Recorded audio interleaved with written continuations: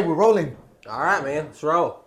Um, what do you ask people when they come in here? Well, I like to ask them as many details as possible about what they're trying to accomplish.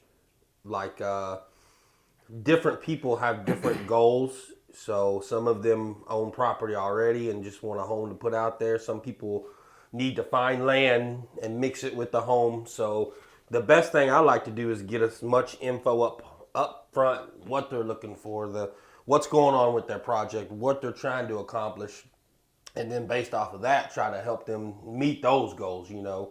Where they want to be, what size house they want, what type of payments they want. All that all plays into it. So the more information you can gather up front, the better. So, tell us a little bit about yourself. Your name is Jared. I'm gonna put all your information on the video, but Okay. Let's tell see. us a little bit about you. I guess let me tell you more about how I got into the business, maybe. Okay.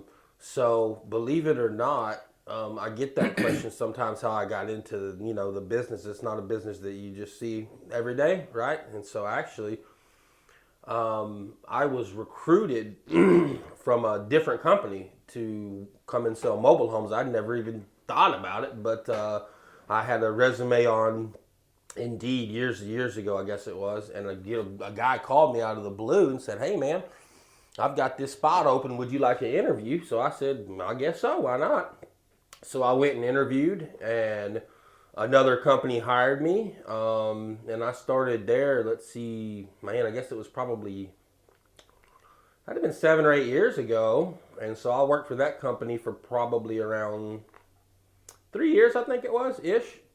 And then I came here to American Homes, and I've been here about 5 years. And so prior to that, 8 years or 3 years? what's that? 8 years or 3 years? Total about 8. I've been here for about 5 years total, and the So other the company, last one, it was 3, yeah, and you've been here 5 years. 5. Okay. Mm-hmm. Did you start it? You started before Robert. No. So I actually started under Robert. Robert actually trained me at that other company, and then we came here together, kind of, sort of. Oh, so you guys started at the same time here? Pretty close. Yep. It was a little difference, not much, maybe a few months. I started here, I think it was maybe a few months, and then I think it was Mikey that asked me if I knew of anyone else that could sell and that we needed another salesman. I said, yeah, I do, actually. I said, I know a guy that's great, and called Robert up and got them together, and then he came in, and then the rest has been kind of history, Yeah. Okay. So, tell us about you, about your family. You're a dad, Yeah. right? Father of 3 girls. Yeah. Yeah. Let's see. I've got one in college. She goes to the University of North Texas in Denton. Oh, she already goes to college? Yep. Second year of college on that one. And then my middle child will be attending the University of Oregon next year. And then my smallest is 11, so she's not quite to college yet. So, Wow. They grow up fast. very fast. Or we get old fast. Yeah. You don't have any in college yet, but you will soon enough, I suppose. I got a 16, an 8-year-old, and a 4-year-old. Well, the 16 one will be coming up real soon then. Yeah, she's going to be a senior next year. Yeah. So. Fun year. Expensive year this for you guys. This coming up year. Yeah. Yeah, I see all the college letters coming into the mail and all that You'll stuff. get a bunch. Does she know where she wants to go to school at too? No, I don't think so. Still open. Yeah. That's good. I think she wanted to go to somewhere here in Texas. Yeah. Not go very far, Yeah. That'll be good. You don't want to go out there and spend a bunch of money, and I mean, unless you have your head set on something, I guess. Yeah. You know? I suppose so. So, going back to the mobile homes, Yeah. what is one thing that you recommend people do before they come here? So, if they're watching us right now, what do you recommend them do before they come out here?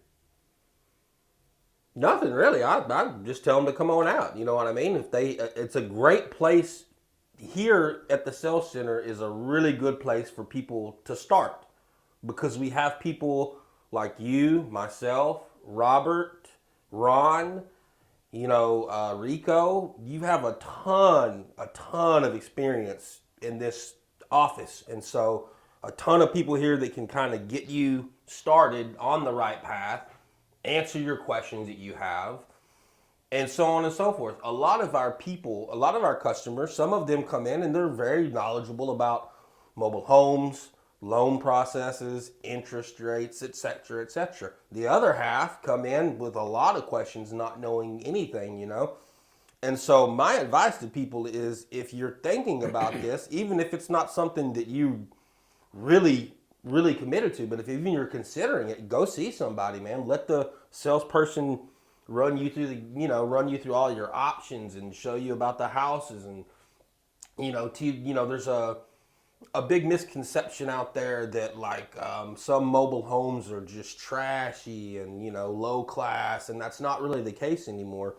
We do still have homes that are really affordable for people that need that, and we also have some houses that if you walked into it, on the inside you would not be able to tell you're in a manufactured home. It looks just like a brand new site built home. And so there's so many options now that they're not as limited as they used to be, I guess. Like tip and texture. Sure, tape and texture, granite countertops, quartz countertops, ceramic tile showers, just, things that you would see in a everyday normal house. You can now get in these houses as well, but at a considerably lower cost than you would, be buying a mobile home, or not a mobile home, but a site built home. What do you think that is? It's just because, well, two things really. Number one, manufactured homes are built inside of a huge facility. So it's climate controlled. They never have to worry about production issues like if they're building a site built home and it rains and it delays construction. Time is money, right? You've heard the saying, time is money. Well, in the manufactured home building business, they've got the building process down to the T. And so the amount of time that saves equals the savings, basically, is what I amount it to. That makes sense. Yeah. And also just the sheer amount of volume material that these, like, for example, I have some customers come in and they say, well, I've got a refrigerator that I want to keep. Can I get a house without a refrigerator? Sure, we can order the house without a refrigerator. But they get these refrigerators so inexpensive because they order so many of them that, for example, if I ordered a house without a fridge, it may save somebody $250. It's not, that's how much they buy. They get such a good deal on appliances, lumber, just all building materials in general. Anything you buy in bulk, for example, like if you're a dad and you're a family man, you go to Costco to buy in bulk because that saves you money. Well, the same thing the same concept can be applied to the builders that build the mobile homes. You know what I mean? They buy in bulk so they can save, but they build it rather than eat it, basically. That makes sense.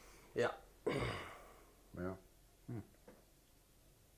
That's a good way to explain it to people. I that's what comes to mind when I think of it. You know what I mean? Yeah. So once they come in here and they talk to you and you answer all their questions, what's the next step? Sure. So, assuming everything has gone right, hopefully the next step is we can find them a house that they like, that meets up with their budget, where they want to be financially. They love the house. The next step is typically submitting an application for finance. If you're financing, any salesperson here can help you submit that application online. They've really streamlined it these days and made it super simple for the customers and the salespeople. And so we send over the app typically within about 24 hours or so, depending on the bank. If we have to use a niche bank, it may be a little longer, but The normal bank that we typically use will have you an hour within 24 hours and also a list of items that they need to see to get the loan to closing. So, step one, come in, do the process, let your sales guy help you pick out the right home. Step two, application. And then after you get your approval, step three is just sending all those items to the bank to get you to the closing table. Once those are all cleared off, you typically you come back here to close on your loan. Actually, you don't have to go typically to a title company way away. You can come here and close. Even if we're doing like a land home package, my title companies have mobile closers. They'll still come here, so that simplifies things for the customer as well. Of course, after you close, the next step is delivery. Working on getting it delivered. So, what do you recommend on submitting the application? Because it's online, it's on our website, and a lot of people submit it. But it's been in my case that a lot of people, even when they do it online, they have a lot of questions when they're submitting the application. So I'll always try to have my customers come into the store and I help them. I feel the same way. I like to be there if no other reason than to answer questions on the application.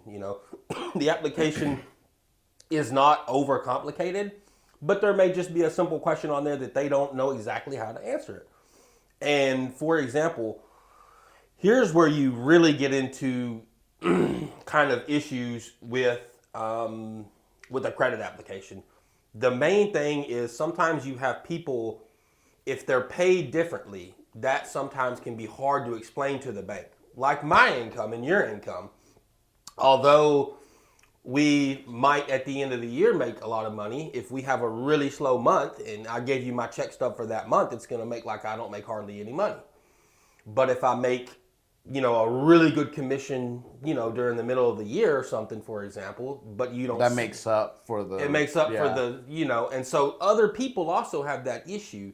There's other people that are commissioned, sales people that sell cars or whatever. Waiters, waitresses, etc., etc. And so sometimes it's just beneficial for you to explain that to your salesperson so they can help you translate that onto the application to where it's easier for the bank to see, okay, this is how I get paid, and it's little things like that, I think, that are a real big help in the application process. You know what I mean? Yeah, because a lot of people don't know how to fill it out or how to explain it or how to make it look good. So the bank, kind of like bank lingo, right? Like you gotta put it into words where the bank understand how you're getting paid, because you might know how you're getting paid, but the bank doesn't know. You're a stranger to them. Yes, and there's other things that can come up too that throw things out of whack with the banks. For example, I had a client one time. We'll say his name is Bob. His name wasn't Bob. We're gonna call him Bob. But Bob had a pretty good job. But Bob's company that he worked for used basically it was a union, so they had a union. Anyway, long story short, his paycheck stub, his W-2, and they didn't match up. There were different names on this and this and this. All his stuff basically had different names because it all went through the union. And that was a really hard one to explain to the bank. That was like a phone call with he had to call him, I had to call him, and finally we were able to show them that it's through, all this is through the one union company, and they were finally able to put it together. But just things like that, that's where, a lot of times a salesperson could come in and help you, issues like that. Yeah, I remember one time I had a plumber, and he had all his 1099s under his name. And then one year he decided to change his name to, his name is not Bob, but Bob the plumber, And so because that name changed, now the bank wanted 2 years under that name because he changed the name of the LLC. Yeah, it changed the name of the 1099 from personal to The now name it's of the like business? the name of the business. So now they wanted 2 years of the name of the business, Mm-hmm. even though ain't nothing else changed, just the name. Mm-hmm. Were y'all able to get past that one with the bank? I don't think so. That's crazy. Yeah, it was either that, and then there's other things, right? Like people get discouraged very easily. I noticed. Um, not everybody, but some people. They come in here, they submit the application, and then they get a denial notice. And they don't even look at the numbers or why or whatever. They're just like, see, I knew it. I wasn't going to get approved. And they just stop talking to you or whatever. It's like, That's a great point to bring up. So that's a great issue to bring up on this podcast specifically. So, okay, so another thing we should point out to everyone listening right now is that our main bank, for example, we can send people there, and just like you said, sometimes they can deny it, but also many times if it's a close situation, the bank will basically kind of on that denial tell you, the customer as well, what you can do to be successful. For example, let's say you submit a loan for $100,000 on a home, and you have $5,000 down, and you put that, and the bank comes back and says denied. I'm sorry, Sally, but you got $5,000 down, which is great, but because of your credit scores are a little low, we can do the deal, but we need 10% down. Okay, so then now I can call Sally. Hey, Sally, I got great news and I got some unsettling news. The great news is I think we can get this done. The bad news is your scores are a little low, so the bank's going to want a little more down. Is that doable? And if Sally's like, sure, I can do that right now, then great. I get in there, tell the bank, yeah, we can do this much down. The next day, I turn that denial into an approval, just like that. So that can happen. Sometimes it doesn't happen. Sometimes people do get denied for whatever reason, and you can't get past it. But a lot of times I have taken that denial, flipped it around multiple times, and turned it into approval and got people closed and so on and so forth. So that's a good point to put out there, that if you do get denied initially, read the denial, make sure that the bank hasn't offered you any counter offers or put anything on there. Hey, look, I can do this. We just need a little more down. You know what I mean? And so that's a good point to bring up, I think. and so, yeah, whenever they get denied, I had people, the bank will give you the denial and tell you why. And then and sometimes I've been able to tell people what they need to fix. For Sure. example, if it's like the credit score, right? Hey, like your credit cards are maxed out. Okay, we'll pay those off. Sometimes it's like, it's like $1,000 credit card. So pay that off and then come back after 30 days after you reflected on your credit, and then we'll try it again. I have done that a lot of times, and people come back and then get approved and then they get a house. Sure. So, and it could take, there's been times where I'm working with the same customer for 6 months, 12 months, even longer. But they're doing what I'm asking them to do. Like, hey, work on this, work on your credit, work on that, save more money for the down payment or whatever it is. And they do exactly what we tell them to do, and then they get approved. I've seen it happen a number of times. A number of times. So I can remember back to a case, and this was a long time ago, but there was a couple that were self-employed, and of course, on their taxes, they wrote off quite a bit of their expenses, and so it didn't show much after they wrote off their expenses, right? But this was towards the end of the year, so they're about to have to file, coming up for the next coming year that just went by. So this was in late part of the year, probably October. And we were able to look at their taxes from that year, and basically we were able to do the math and figure out almost kind of how, what they would need to do to, budget for the house they were wanting to budget for, right? And so we were basically said, look, if you file this much on the next coming one, you should be approved. They did that. They were approved, got them to closing, so on and so forth. So yeah, absolutely. Yep.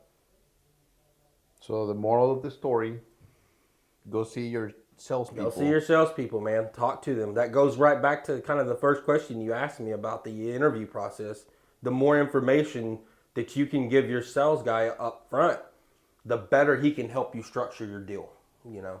Oh, that's true. Also, like, a lot of people come in here thinking, well, I'm going to tell them everything because they just want to take my money or whatever the case is. Whatever they think in their head, Sure. like they're going to screw me over or whatever. We have the prices on the website. We have the prices set, and we have a price list that we can show you if you come in here.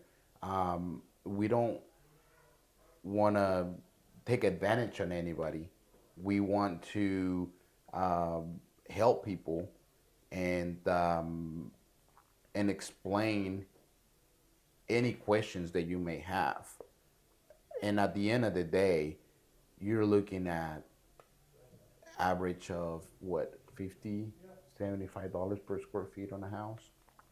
I'd have to do the math, but it's To compare, typically just rough. anytime I estimate. do the math, it seems like even if I did it right now, you're somewhere typically, usually about half of the cost of a site built home. Mm-hmm.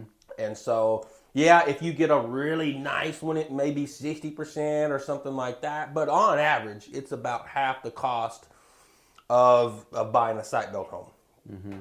Yeah. So, yeah, we're trying to help people. They can look at our Google reviews, not just listen to me.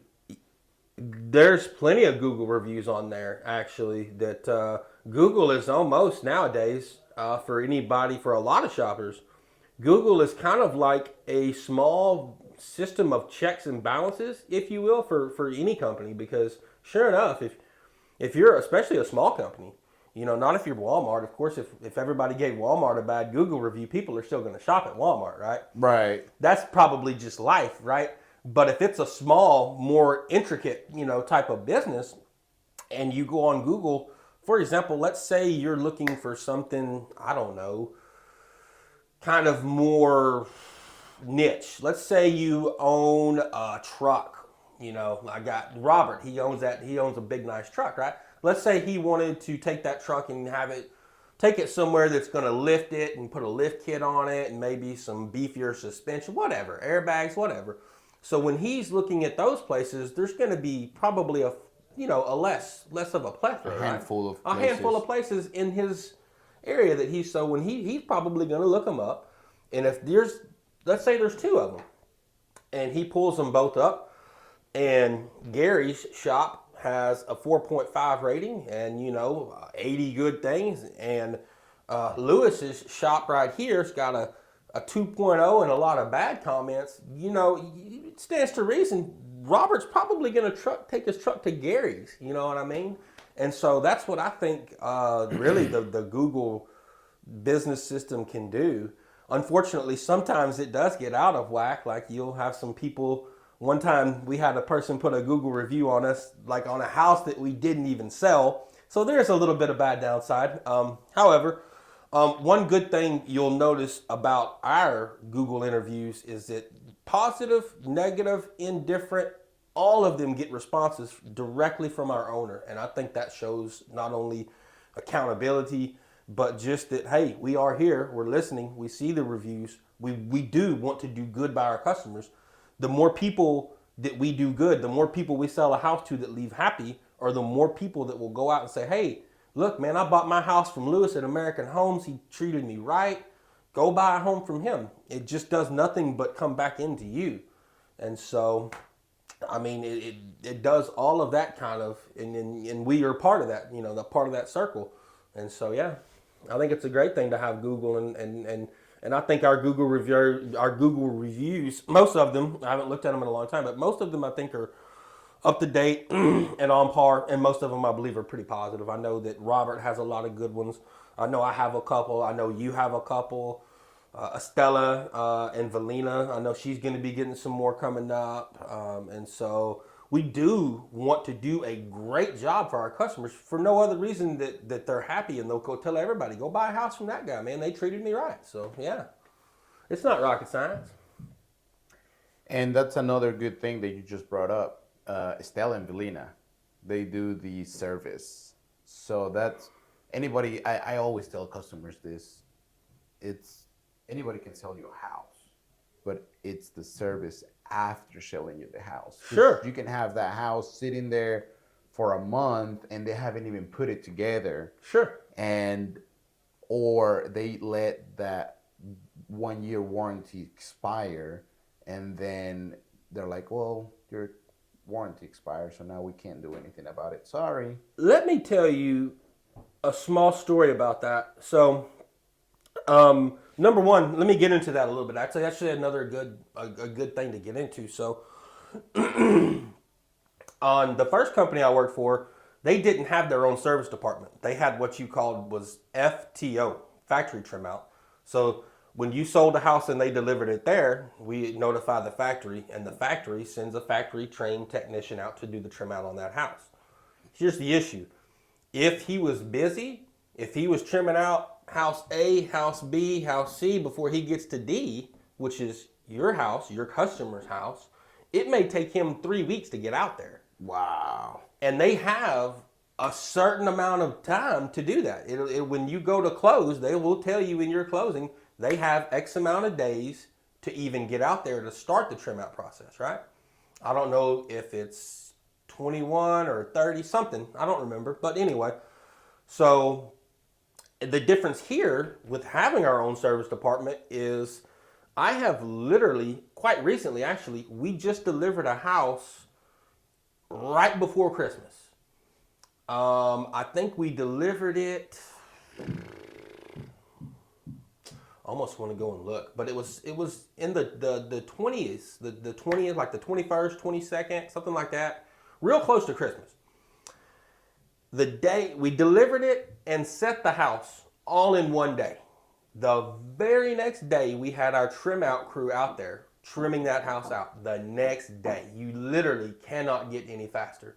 We had these people's house set, trimmed out, service walkthrough. All that was done within a number of days, and they were completely done, ready to move in. I mean, it was literally incredible how fast it went. Now, for people listening, that's not normal, so that not all of them are going to go that fast.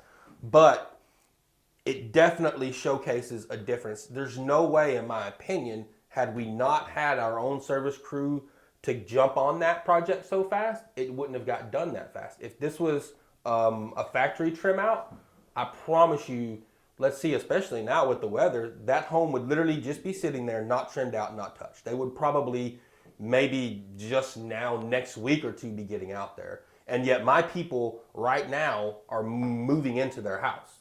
They're maybe already moved in. And so it's just a big difference in time. And also, it to me, I think it's great to have the service manager for the customers. So when their home is done and set, they can keep into contact with one person, not 5 or 10 or that factory guy. Right. Having to call that factory guy that may not answer because he's driving from here to here to here. You know what I mean? They're here, they're available, they're gonna answer. And they're gonna be there to help you service you. You get their cell phone number, you get their email, so Absolutely, they'll answer. And I'll tell you one more story about service. You won't probably see this on a Google review, but maybe about half a year ago, maybe a year ago, my office sits directly across from the service manager's office, right? So I can hear them when they're on the phone. So I'm sitting there in my office one day, somebody calls the service manager, Estella, and she's just looking it up on her computer, and Estella pulls it up and she says, "Man, I'm sorry, your home just went out on warranty a month ago," right? But she says, don't worry, I'm still going to get you the part anyway. I'm going to order it and you come and pick it up. And so even though the house was out of warranty, the service manager still ordered the part for them at no cost to the customer, made sure they got it, and stuff like that, man. That's what you really won't see on the Google reviews, but it's little behind the scenes things that group can do for people. You know what I mean? And I tell my customers all the time, if you're nice to them service people, they will help you with anything in the world. You know what I mean? And we've done some crazy stuff, and we'll bring that up. So, this is another deal we did maybe, let's say 4 or 5 months ago. We had this lady come in. She found her perfect house, and she needed a house fast because her house got damaged in those storms, that bad thunderstorms and some of the tornadoes that came through. That damaged her house. This was, I guess, around summertime. Do you think? Do you remember those storms? Those really bad ones that came through. But her house was damaged, so she needed something fast because she needed to replace her home that was damaged. So we didn't have time to order one, right? So we told her we would sell her the stock one, right? But the only thing she did not like about it was that it had carpet. She did not want any carpet. So the service manager called the factory and ordered a roll, I mean a full roll of the same linoleum, got in her truck, drove to the factory, loaded up this linoleum, brought it all the way back to our sales center, and the lady come in, and then we had our guy go out there, pull the carpet, and install the linoleum for her. So, I mean, the things that you can get done, you know, there's room to play with stuff like that when you do have that service department. At my other company, I can't ever remember doing anything like that in order to get that done for a customer. Right. You know, I'll give you one more example. Another recent example. It wasn't my deal, but I had a coworker that sold a house. It was going to a mobile home community. This particular community had restrictions on the houses themselves. They wanted a particular window on one side. This house didn't have that. So my boss calls up one of my lot guys that does work for us and he says, hey man, can you put a window in that house? Yeah. So they put a window in that house just so we could get it delivered to that part. It got delivered, got set up, done deal. So, you know, and that's not something that may be done in every single situation, you know. If it's the middle of our grind time and there's not time for it, that may be something we can't do at that time. But if we can do something like that to make a deal work, then we're going to, you know. Right. Yeah, of course. I mean, I had a similar situation where it was a lady's house caught on fire. And I had to work with insurance and they didn't want to pay it in full. They wanted us to deliver it first, then they will send us the other half of the money. And it was like it's something that you don't deal with very often. Every day. But after that happened, the next year I got another one, and I was like, oh, I know exactly what I need to do. That is bizarre. I've not dealt with that once yet, and you've dealt with it twice. That's crazy. Yeah, and so you kind of like that's another reason why it's important to have people who have experience. And you said you have like 8 years of experience. 8 years, yeah. I've been doing it since 2019. Robert's been doing it for 20 years, I think. Ronnie's been doing it for like 30 years, maybe more. There's probably over 100 years total experience in this office, especially if you want to bring in Big Mike. He's been doing it, you know, for years and years and years as well, you know. So tons of experience here, man. I don't think that there's any question that any customer would have, even if I've never had that question. There's not a question that I couldn't think of that would not be answerable from someone or combined experience in this office. Right. Know? Yeah, if I don't know an answer, or even if I'm doubting, I always go and ask. For example, I'll ask Robert about finance questions, sure. Or I'll ask Mikey if there's any issues with the like if where it's going, or if there's going to be any problems setting it up, or we can even call our delivery crew, you know. Sure. Ace Transport. Shout out to Ace Transport. Big time. Danny and Carlos, baby. They're Yeah. awesome, man. Yeah. And so they've been doing it for a lot of years as well. I think they're second generation, right? So, yeah, the people can come in here and feel confident to come and shop. And also, the houses that are on the website, they're literally sitting here as model homes. If you go to the manufacturer's website and you see a house that we don't have and you want to order it, we can do that too. Some of them we can. It just depends on the floor plan. Some of the factories. So this is kind of weird how it works. So I get this question sometimes too. Like, even when I worked at like the other company I worked for, they were more of a corporate company. So it's a name you've heard of more often. But I would get that question a lot there is how come you have this house here, but they don't have it 70 miles down the road?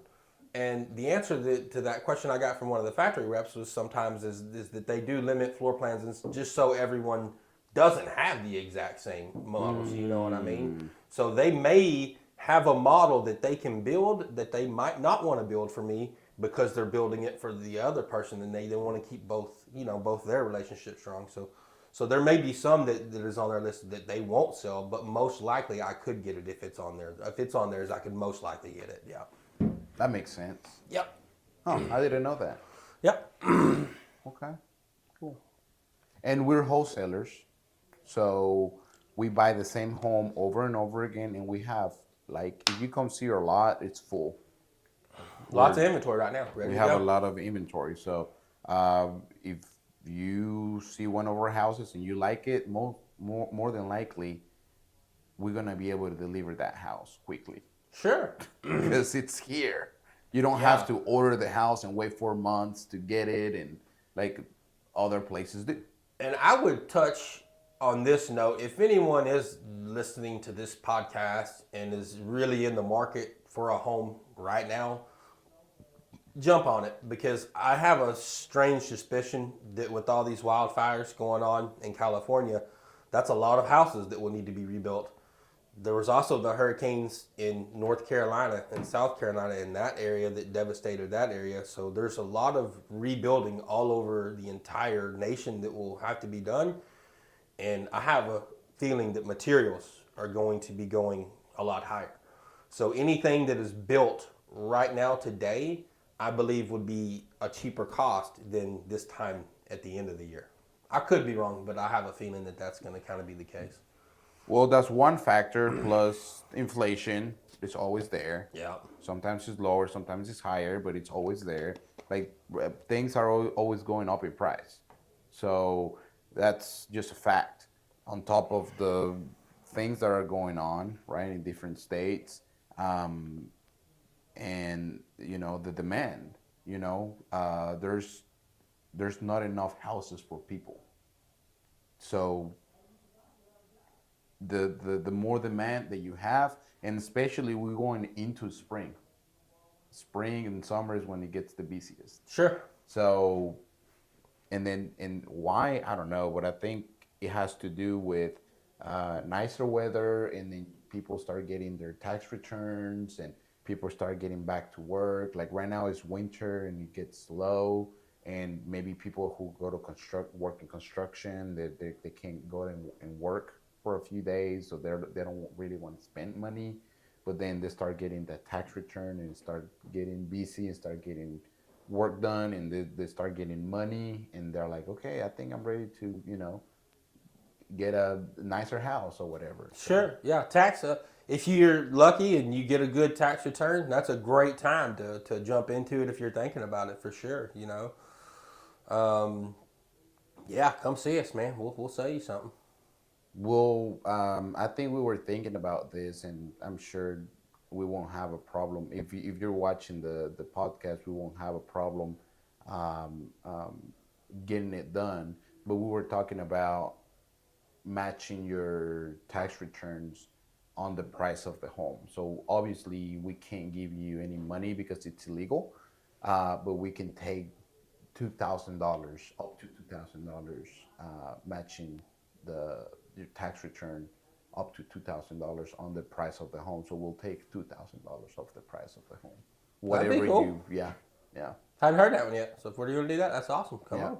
yeah. So, or if you want to apply those $2,000 and just put it on a deck or something, we can do that as well. Sure. So, Yeah. That's cool, man. I like that. I would tell people also that they may not know this as well.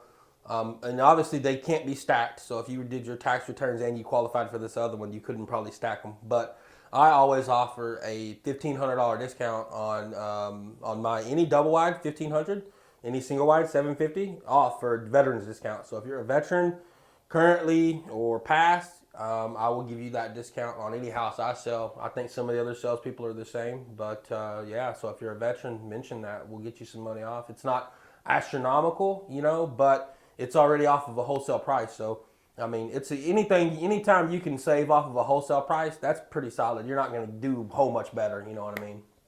yeah, yeah.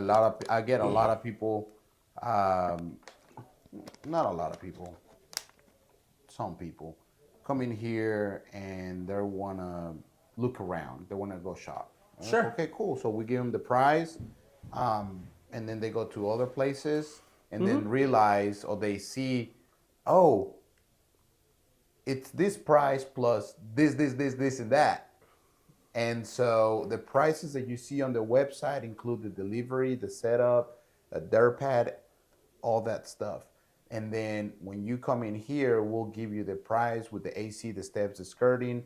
Why? Because you may not want the vinyl skirting that we offer. You may want a smart panel. That's going to be a different price. So we can't just put it all in one thing. So we'll give you the price on the website with the delivery setup and their pad. And then everything else, I don't know if you want us to You bring connect up a your good water. point. You know what we need to put on the website? We need to put pictures of our skirting and how much they cost and add it as these are some options for your homes if you want them. We should probably do that, man. Yeah, that's a good idea. Yeah.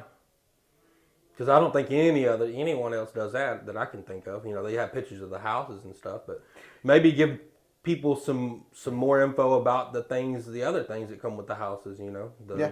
If you're skirting watching this options. video, let us know if that's a good idea, and then we'll work on that.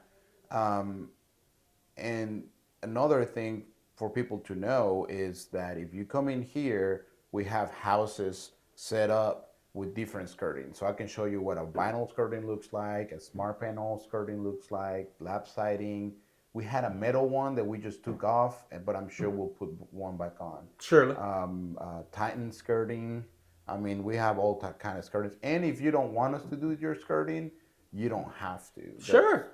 You can take care of your own. So if you have material at home just laying around and you're like, I'll take care of it, then you can do that too. So that's why we don't include it on the website's price, because some people might not want to do it. And I have sold a house one time, literally bare bones. No skirting, no AC. This was a very small house. It was a 2-bedroom house. The person that was buying it told me that they don't want AC. They're going to use window units. Mm-hmm. And that's what they preferred to do. And the skirting, they preferred to build themselves. Great. That you can do that. It's not a problem. And so we literally just did the dirt pad, set it up, tied it down. There you go, sir. Put your window units in and your skirting and have a good life, man. Yeah.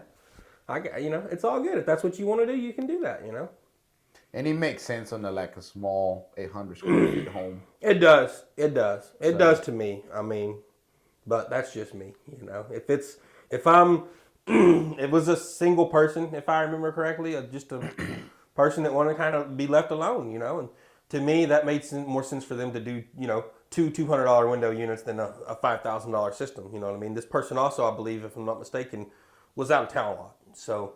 They worked for out of town. They're not even home a lot, so it made even more sense then. You know what I mean? But anyway, so yeah, we won't push you into buying any type of skirting if you don't want it. That we don't make money off of skirting at all. It was literally whatever the company that we use to install it whatever they charge us is what we charge you. So it's not something we make money off of. So that's kind of why we could care less if you want it or not. If you want it, we want to be able to provide it. If you don't want it, that's okay too. Anyway, either way, yeah. So, changing the subject a little bit, tell me about your side by side. I don't have it anymore. I sold it to Robert, man. I know. What happened? So I sold it basically because I didn't have enough time for it. So, when we work, a lot of people work retail these days. The whole Monday through Friday, not everyone does that, and we're included in that. We work Saturdays. And so basically I could either take a whole vacation or I could go like on Sundays, or possibly my other day off. But it was a hassle to load up the machine, drive 2 hours, drive another 2 hours back, unload.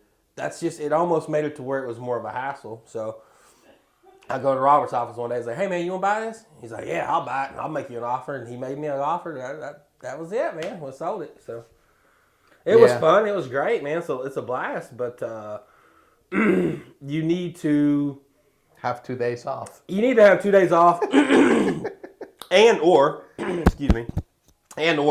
live in an area that if you wanted to, you could just take off and go back roading. You know what I mean? If you lived in the country, like where you could literally hop on that thing and just go back roading, that's what Robert lives. But I live in the city. Oh, that would be cool. Yeah. You can't drive those in the city? I wouldn't recommend it. I guess it depends on how brave you are. Why? It's not legal. Oh, you can't make them street legal? You technically can if you want to. You can do things and you can even get a plate. But I'm telling you right now, man, if a cop pulls you over on that and he wants to write you a ticket, plate or no plate, he's going to. Yeah, in Texas. Some places it's not a big deal. Oklahoma, Arkansas, those states, I think you can ride on basically anywhere that's not a highway. So if you're on a state road, FM, you could ride them on those. But Texas just has different rules, Well, that's crazy because I see a lot of people with the golf cars. You do here in Rockwall, but other than Rockwall, I don't see them anywhere else. But I do see people with them here. It's funny. You'll see them cruising down to the gas station or something. And that's street legal, right? Golf carts may be different. I don't know. I think the main difference is, a golf cart can't go 70 miles an hour, so I don't think a cop's really that worried about a golf cart. But a side by side, especially some of the fast ones, they can go, man. That's funny. But again, dude, if you lived out in some rural areas, there's probably plenty of places you go ride them all day long and people won't mess with you. But if you're in the city, yeah, you gotta watch out, So what about, so what do you do for fun now that you don't have your side by side? Do you go to the range and shoot some or? Once in a blue moon, yeah. Spent a lot of my time just hanging out with the kids and doing kid stuff, especially this year was senior year, so we had a lot of... I can't remember the last time I watched a grown-up movie, like full, I'll watch it on pieces, and then they walk into the room, and I'm like, I gotta pause it. Yeah. My 4-year-old is like, "Is that a scary movie, Daddy?" Yeah, that's right. Yeah, it's a scary movie. You can't watch it. Why is he cussing? Yeah. Yeah. So... yeah, I hear you. But yeah, a lot of that, football games, this and that. Both of my daughters are pretty active with extracurricular activities. So the senior's in flag corps. She does that all year. She's on another club, a law club, like some type of trial law club. She wants to be a lawyer. That's her goal. So she's in that club. That's cool. That. She works also. And then the youngest one is always been in a ton of stuff too, man. Choir. She's in orchestra now, learning to play a violin. Also learning to play the piano. The other daughter also plays the piano. So there's a lot of time is just going to stuff like that, And but other than that, man, like to go for walks. If I have time and the weather's right, I'll take my youngest daughter to the disc golf course and play frisbee golf. We're terrible at it, but it's fun. So yeah, just stuff like that, man. Go fishing, just whatever, So what's your, to finish up, what's your prediction for this year? What do you think is going to be? What are you hoping for? Obviously, we hope it's a great year. I know that I have thoughts that things will be improving. I know right now, I think as far as the consumers are concerned, I know an issue that I am hearing from my clients, the main issue that I'm getting from them that they're just not, is the interest rates. And I get it. They're not great. So I do think that they're going to start falling this year. And I think that there's some good other opportunities coming up for like mobile home placements. There is like, for example, if you live in the Greenville area, they just built a brand new mobile home community. Ron was talking about that on his episode. And he said it's one of the nicest communities he's seen to date. And so I feel that you're going to start seeing this isn't this year, but in the future, you'll get more and more places, I think, building more nicer, elaborate parks and stuff that will open up more placement options. In a perfect world, they would just federally legalize manufactured homes inside the city limits. If that day ever happens, then it'll be a good day for mobile home sales of people around the world. But I don't see that happening this year. But I think rates will fall. And I do still agree that even if the rates are high, the prices of the houses will never go down. So the time to buy is always then, whether it's a house or a car. And then if the rates do fall, then, you can always go and do a refinance. So that's what I've been trying to my people that are, hey man, that's a high interest rate. Yeah, I get it. I don't like it either. I wish they were at 2 for you. I do. I don't want your rate to be high. I want your rate to be as low as possible because that gives you as much house as possible to play with or different options. You know what I mean? But the rates, just know that they are what they are. I have no control over the rates. Lewis, no one here. But they're going to come down. But if you're in the market right now today, don't let it scare you. Go ahead and buy. And the rates go down, refinance. Right. That's my best advice. Yeah, you can always refinance. Because I think that materials are going to really get high this year, and that the houses are going to take a jump in price.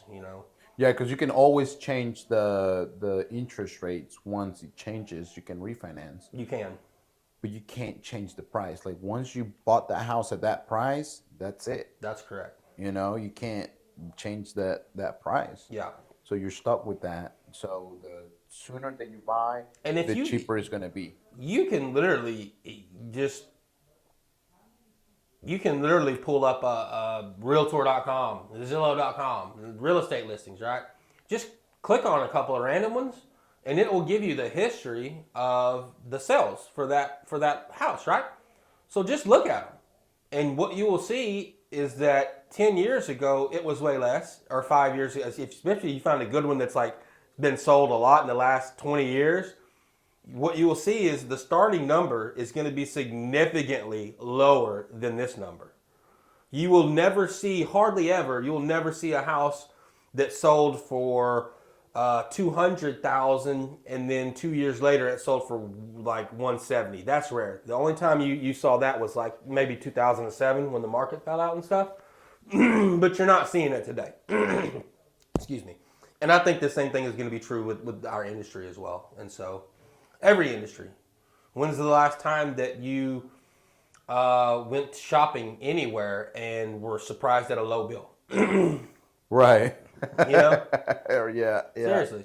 Like I saw a funny little video the other day.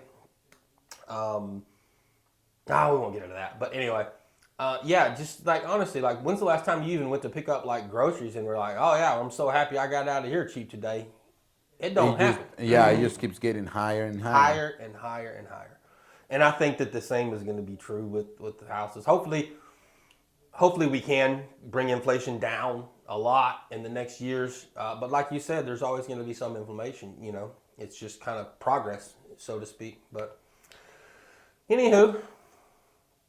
Well, thank you so much, Jerry. Thank you for your time. And I'm going to leave your information on the video. And if anybody want to contact you. You're one of the salesperson here in American Homes, myself included, and yeah, give him or give me a call, and we'd be more than happy to help you. Absolutely. That's what we're here for. Yes, sir. All right. Thank you. You bet.